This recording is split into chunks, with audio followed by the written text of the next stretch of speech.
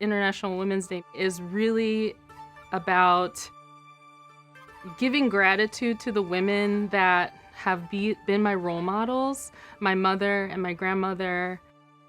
It's a celebration of bringing this community together where we share our skills, our passions, our lessons learned, and hopefully take that and pass it forward and pass it on to the younger generation of women and girls out there. I come from a long line of generation of women who dance.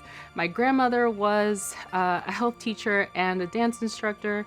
My mother was a professional ballet dancer, and I danced from childhood all the way through college. And I knew that movement was in some way gonna be part of my profession.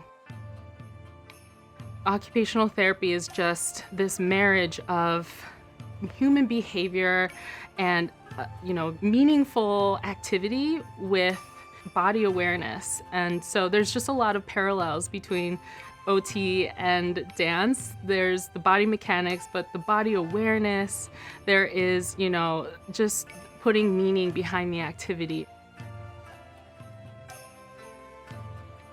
Working with people from all over the world, especially here in New York City where it's such a melting pot, it really drives us to be culturally competent. It drives us to ask questions and learn from one another, and then putting those cultural learnings into our therapeutic practice and making it client-centered and, making it a collaborative allied health profession.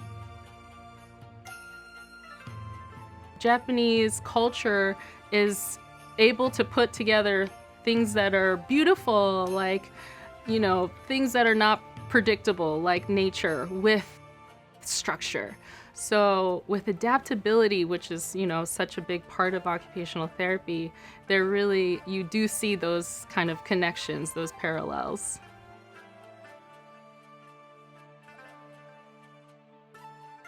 For me, with my grandmother and my mother in Japan, that is how women in my family connect together.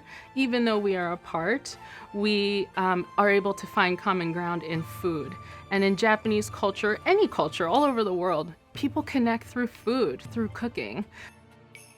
I have recipes that are generations years old from Japan, and I'm still able to enjoy and talk about it and share it with people here in the United States.